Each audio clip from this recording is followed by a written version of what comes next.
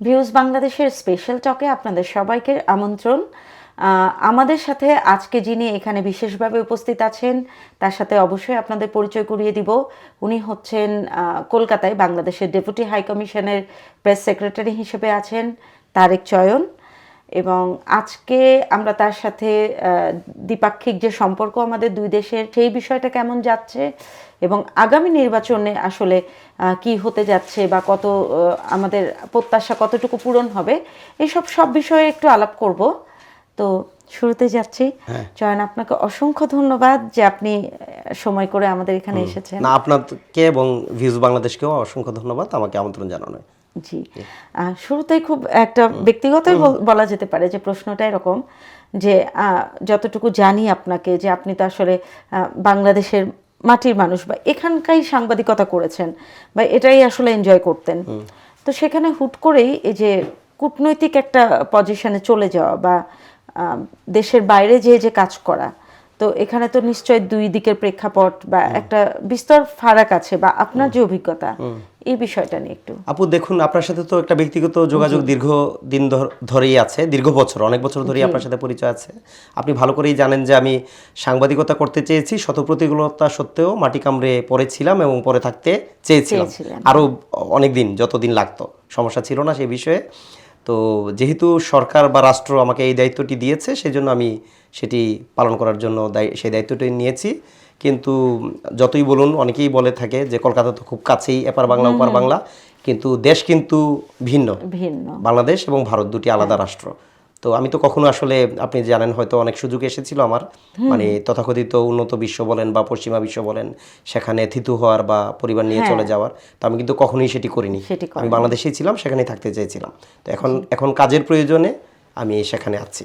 হ্যাঁ, তো কাজের যখন কথাটা আসলো, তাহলে আর একটা প্রশ্ন আসলে খুব চলে আসে, মানে এখন তো বাংলাদেশ এবং ইন্ডিয়ার যে কূটনৈতিক যে প্রেক্ষাপট যাচ্ছে, আমরা জানি যে একটু মানে একটা সংকটময় পরিস্থিতি আমরা পার করছি। তো সেই জায়গা থেকে একজন প্রেস সচিব হিসেবে আপনি যে দুই দেশের যে সাংবাদিকতার যে জায়গাটা, এটাকে কিভাবে দেখছেন, এটা একটা প্রশ্ন। আর দ্বিতীয় প্রশ্ন যে আসলে আমরা তো সবসময় বলে থাকি এপার বাংলা ওপার বাংলা, হ্যাঁ, এবং বাংলা যেহেতু আছে একটা আত্মিক টান আমরা বোধ করি।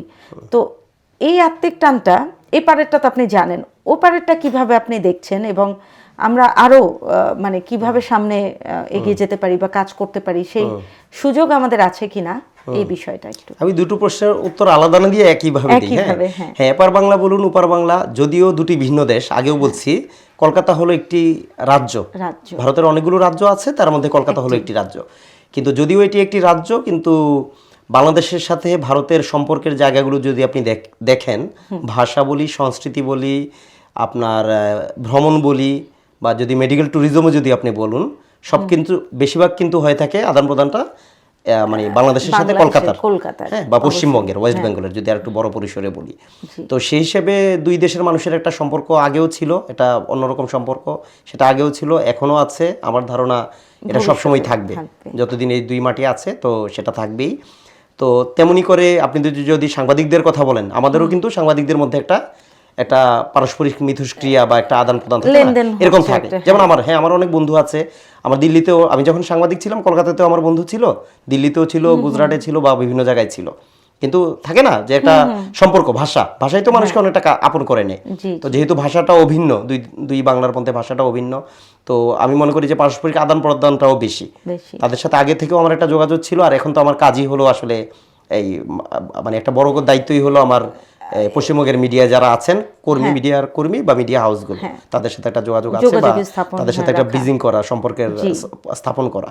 তো সেই হিসেবে আমি দেখতে পাই যে তারা বাংলাদেশের প্রতি, যারা ওপার বাংলার সাংবাদিক আছে, এপার বাংলাটা নাই বললাম, যেহেতু এটা আপনিও জানেন, আমিও জানি, সবাই জানি, ওপার বাংলার সাংবাদিকরাও আমি মনে করি যে ওরাও আসলে খুব ফিল করে, মিস করে জিনিসগুলোকে, মিস করে। কথাটা বললাম এই কারণে যে সব সম্পর্কেরই তো টানাপোড়েন থাকে, আমরা যতই বলি কিছু তো টানাপোড়েন থাকেই দুই দেশের সম্পর্কের মাঝে। তো এইসব টানাপোড়েনের মধ্যে দিয়ে কিন্তু আমরা সাংবাদিকরাও কিন্তু ক্ষতিগ্রস্ত হই।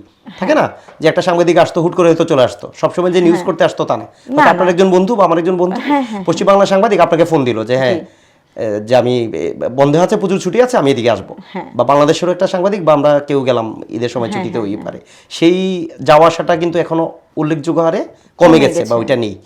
তো সেই রকম একটা ওই মিসিংটা তারা প্রায় বলে, মিস করে, সেটা বলে। এরপর আপনারা জানেন যে বাংলাদেশে ইলিশ খেতে সবাই খুব পছন্দ করে, শুধু সাংবাদিকরাই নেই, মানে যার সাথেই দেখা হয় সবাই আমাকে বলে, হ্যাঁ অনেক সময় মজা করেও বলে, কিন্তু বলে যেমন আমি হাসি, আমার আগে বন্ধু বলে যে তোর বাংলাদেশে যাব কবজি ডুবিয়ে ইলিশ খাবো।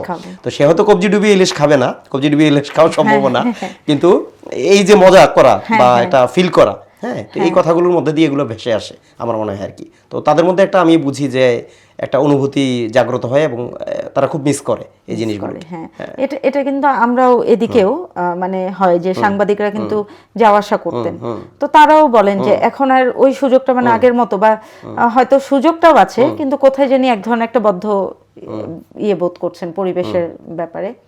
তো এটা তো গেল এক ধরনের বিষয়, কিন্তু আমি এখন যে প্রশ্নটা করব এটা নিয়ে আমি গত 2 দিনে দেখছি যে অলরেডি বেশ কিছু নিউজও হয়ে গিয়েছে বেশ কয়েকটা মিডিয়ায়, এবং এটা খুবই গুরুত্বপূর্ণ এই সময় যে আপনি গতকালই উনি বিএনপির চেয়ারম্যান হয়েছেন এবং এর আগে ভারপ্রাপ্ত চেয়ারম্যান ছিলেন জনাব তারেক রহমান। তো আপনি কিন্তু তার সাথে দেখা করার সুযোগ হয়েছে এবং আপনারা একটা সাক্ষাৎ করেছেন। তো এই বিষয়ে একটু জানতে চাচ্ছি যে আসলে কি আলাপ হলো আপনাদের। আচ্ছা, না আমি যদি বলি, দেখুন বেগম খালেদা জিয়া, হ্যাঁ, ওনার মা আজকেই বোধহয় জনাব তারেক রহমান বিএনপির চেয়ারম্যান হলেন, গতকাল আমি যদি মনে করি গতকাল হলেন, হ্যাঁ, তার আগ পর্যন্ত তার মা ছিলেন বিএনপির চেয়ারম্যান, হ্যাঁ, চেয়ারপারসন বা চেয়ারম্যান যাই বলি। তো বিএনপির চেয়ারপারসন বলুন বা একজন রাজনৈতিক নেত্রী বলুন বা নেতা বলুন, উনি কিন্তু এমন একটা জায়গায় নিজেকে নিয়ে গেছেন, এখন কিন্তু আপনি দেখুন সব দল, সব মতের মানুষ, সব পক্ষের মানুষ কিন্তু ওনাকে শ্রদ্ধা জানাচ্ছেন। তো আমি উনার জানাজায় শরীক হতে, আমি কলকাতা থেকে ছুটে এসেছিলাম, আমি ওনার জানাজায় শরীক হতে পেরেছি, একদিনের জন্য আমি এসেছিলাম, জানাজায় শরীক হয়ে তারপর আবার ফিরে গিয়েছিলাম, আমার ফ্যামিলি ছিল সেখানে। তারপর আবার আমি আসি, উনার কন্ডোলেন্স, ওনার জন্য যে কন্ডোলেন্স বইটা খোলা হয়েছিল, মানে শোক বইটা যে খোলা হয়েছিল গুলশান অফিসে, ওনাদের পার্টি অফিসে, সেটাতে সাইন করতে। তো সেদিনই শেষ দিন ছিল 3-4 দিন আগে, তো আমি সেটাতে সই করলাম। সই করার পর ওনার সাথে আমার দেখা হয়েছে, জনাব তারেক রহমানও ছিলেন ওই দিন অফিসে, ওনার সাথে দেখা হয়েছে, কিন্তু উনি অনেক ব্যস্ত ছিলেন, স্বাভাবিকভাবেই অনেক লোকজন আসছেন যাচ্ছেন, অনেকেই দেখা করতে চাচ্ছেন তার সাথে। একে তো রাজনৈতিক ব্যক্তিত্ব, এর সাথে বিভিন্ন পক্ষের মানুষও আছেন, ওনার আত্মীয় আছেন, ওনার বন্ধু আছেন, বিভিন্ন পক্ষের মানুষ আছেন, সাংবাদিকরা আছেন, এবং এটা কিন্তু মনে রাখতে হবে দীর্ঘ বছর, মানে অনেক সময় পর কিন্তু উনি এসেছেন, তাই না, 17 বছর পর উনি এসেছেন। তো অনেকেই তার সাথে দেখা করতে চাচ্ছে, আবার অনেকে শোক জানাতেও যাচ্ছে, সমবেদনা জানাতেও অনেকে যাচ্ছেন। এর পাশাপাশি উনি নির্বাচনে দাঁড়িয়েছেন, আমি যদি ভুল না করি 3টি আসন থেকে। তো ওই অঞ্চলের মানুষগুলো আছে, উনি যেখানে তার অফিস সেই আসনে উনি দাঁড়িয়েছেন সম্ভবত, ঢাকা 17 যদি ভুল না হয়, হ্যাঁ। তো এইরকম উনি ব্যস্ত ছিলেন। পর আমাকে বলা হলো যে আপনি আরেকদিন আসুন। তো আমি পরশুদিন গিয়েছিলাম ওনার সাথে একটা সহানুভূতি জানানোর জন্য, ওনার মা মারা গেছেন, সমবেদনা জানানোর জন্য, কারণ ওনার মার সাথে আমার সাক্ষাৎ হয়েছিল, 2-3বার কথা হয়েছিল, সৌভাগ্য হয়েছিল আমার।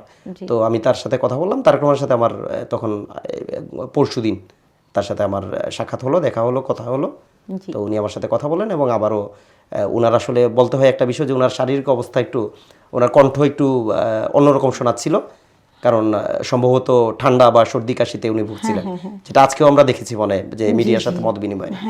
তো উনি আমাকে বললেন, আমি নিজেই আসলে কথা আর বাড়িয়েনি, আমি বললাম যে ঠিক আছে, আমি পরে আরেকবার আসবো। হ্যাঁ, ওই দেশ থেকে এই দেশে এসে এক ধরনের পরিবর্তন আবহাওয়ার, তারপরে মা মারা গেছেন, মানে সবকিছু মিলিয়ে হয়তো এক ধরনের, হ্যাঁ, এটা নিয়ে আমি আসলে লিখেছি। অনেকে হয়তো বলতে পারে যে আমি একজন কূটনীতিক ওই জায়গা থেকে লিখেছি, আমি লিখলাম একজন ব্যক্তি হিসেবে, রাজনীতির বাইরেও তো আমরা ব্যক্তি, আপনি একজন মানুষ, আমি একজন মানুষ, আলাদা আমাদের এন্টিটি বা সত্তা আছে, তাই না? তো এই মানুষটা আপনি দেখুন যে 17 বছর থেকে এসে, আমার অনেক রিলেটিভ 2 বছর 3 বছর পর লন্ডন থেকে এসে কিন্তু অসুস্থ হয়ে যায়, অনেকে অনেকে ইয়ে দিয়ে রাখে, চাদর দিয়ে রাখে, অনেকে ঠান্ডা লাগে, অনেকের গরম লাগে, অ্যালার্জির সমস্যা হয়।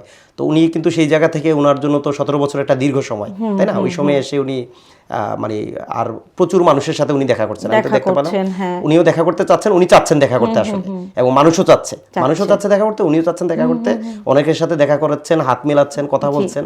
তো খুব স্বাভাবিক এটা, কিছুটা অসুস্থতা অনুভূত হওয়া। তবে আমি মনে করি যে উনি অনেকটাই যতটুকু বুঝলাম যে অনেকটাই দৃঢ়চেতা, যেটা আমি লিখেছি যে অনেক দৃঢ়চেতা এবং ওনাকে অনেক শক্ত মনে হয়েছে আমার মানুষ হিসেবে, যে এই জিনিসগুলোকে খুব ভালোভাবে সামলে নিচ্ছেন। হ্যাঁ, ওনার শারীরিক অবস্থা জেনে আমরা শুভকামনা জানাচ্ছি যাতে দ্রুত সুস্থ হন, সেটা একটা বিষয়। কিন্তু এই আলাপের আপনি যেটা বললেন, এই আলাপের প্রেক্ষিতে আসলে এখন এই মুহূর্তে দুইটা প্রশ্ন আমাদের মাথায় আসতে পারে।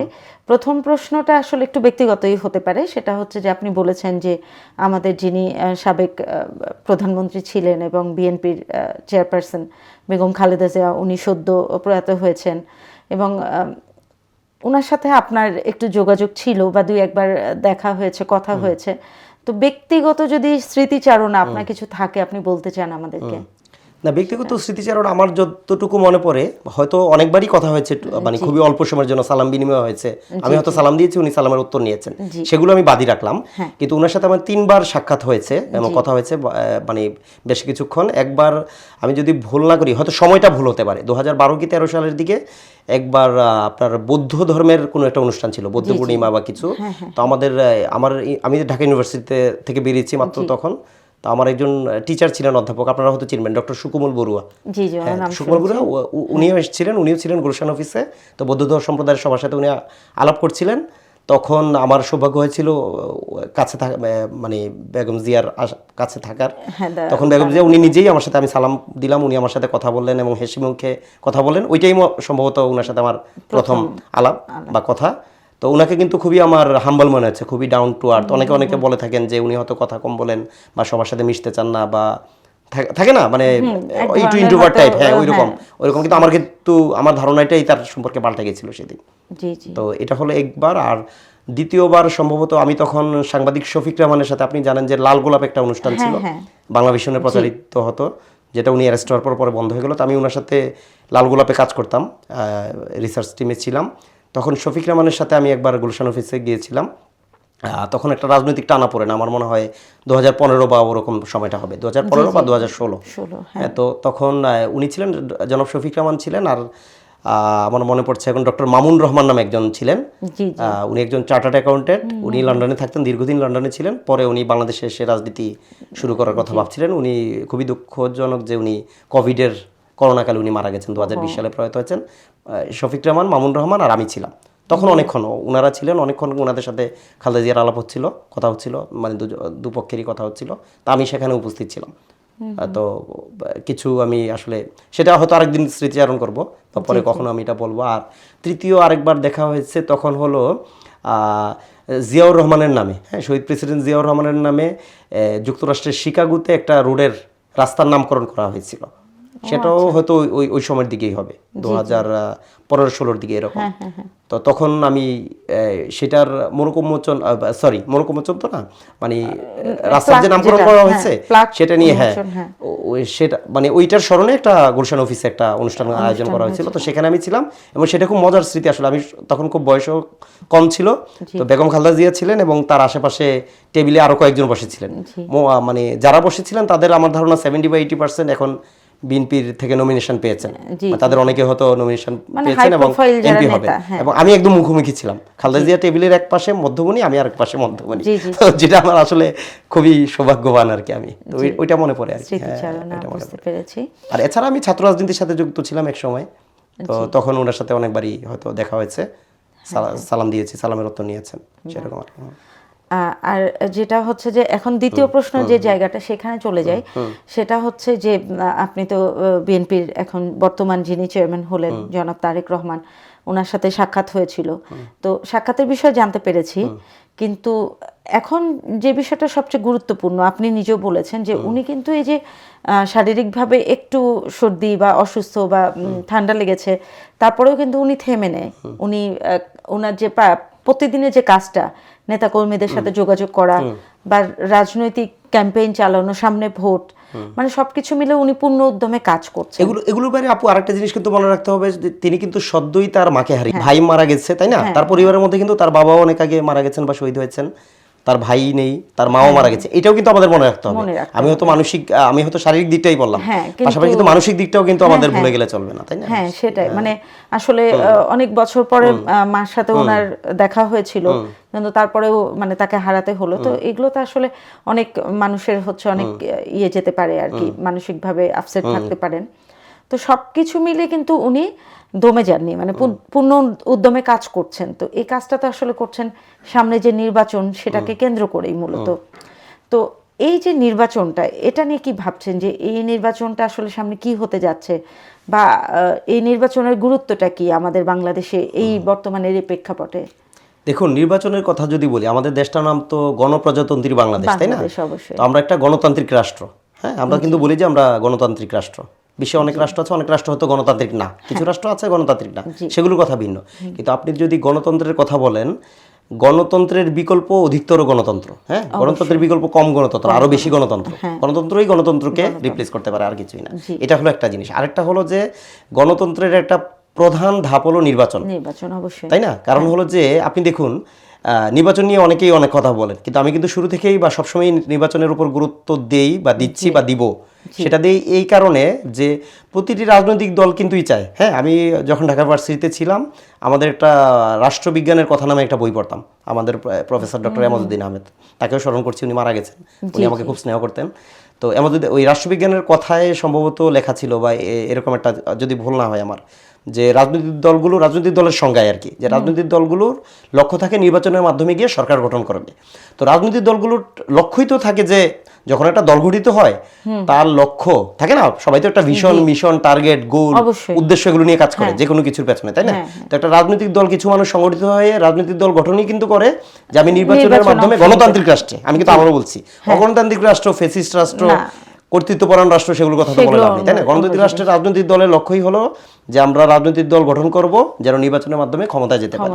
তো খুব স্বাভাবিক একটা বিষয়, নির্বাচন চাওয়াটাও যেমন স্বাভাবিক, নির্বাচন হওয়াটা আরো বেশি স্বাভাবিক, নির্বাচন সংগঠিত হওয়া। তো আমি তো এটাকে খুব পজিটিভলি দেখি, এবং নির্বাচন যত দ্রুত মানে নির্বাচিত সরকার আসে, এটা সবার জন্য, আমি মনে করি এটা সবার জন্য মঙ্গলজনক। যেমন আমরা অলরেডি বিনিয়োগ যারা ব্যবসায়ী, তাদের কাছে কিন্তু এটা শুনছি, তারা কিন্তু বলছেন যে নির্বাচিত সরকার হলে তাদের বিনিয়োগের জন্য যে আন্তর্জাতিক যে আলাপ চলে বা দ্বিপাক্ষিক যে আলাপগুলো চলে, সেটা আসলে খুব সহজ হয়ে যায়। এখন যেটা অনেকটাই হয়তো একটু এক জায়গায় থমকে আছে। তো নির্বাচনের তারিখও তো ঘোষণা করা হয়েছে ইতিমধ্যে, তাই না? 12 ফেব্রুয়ারি ঘোষণা করা হয়েছে, এবং আমরা খুবই আশাবাদী যে আমাদের সত্যি বাংলাদেশের মানুষের যে আকাঙ্ক্ষা যে তারা একটা সুষ্ঠু নির্বাচনে অংশ নেবেন, এটা তো একটা, এটার আসলে কোনো বিকল্প নেই। এটা তো আমাদের কাছে আসলে উৎসবের মতো নির্বাচনটা। তো এই যে একটা মহা উৎসব। এবং আরেকটা জিনিস যদি আমি যোগ করি, হ্যাঁ, এটার সাথে, যে এই যে 17 বছর ধরে অনেক বেদনা, অনেক ক্ষোভ, 2014 সালের বলুন, 14 সালের নির্বাচন বলুন, 18 সালের বলুন, 24 নির্বাচন বলুন, এই যে মানুষের পুঞ্জীভূত ক্ষোভ তো বিস্ফোরিত হয়েছে, তাই না? মানে কেউ বলুক বা না বলুক, মানুষের যে পুঞ্জীভূত ক্ষোভ ছিল, হ্যাঁ, অনেকে ভোট দিতে পারেনি, অনেকে হয়তো নতুন ভোটার, জীবনে কখনো ভোট দিতে পারেনি, তাই না? এই যে পুঞ্জীভূত ক্ষোভটা কিন্তু বিস্ফোরিত হয়েছে কিন্তু জুলাই আগস্টে, ওইটাও কিন্তু একটা, এটা তো আপনি কোনোভাবে অস্বীকার করতে পারেন না। তো নির্বাচনটা তো একটা বড়, তাই না? আপনি ভোটটা দিবেন কিভাবে, তাই না? নিয়ম হিসেবে আপনি ভোটটা দিবেন কিভাবে? আপনি ভোটের যন্ত্রণায় আপনি ফেটে পড়েছেন, তাহলে আপনাকে ভোটটা দিতে হবে। ভোটটা দিতে হলে কি করতে হবে? আপনাকে নির্বাচন লাগবে। তাহলে আপনি কেন নির্বাচন চাইবেন না?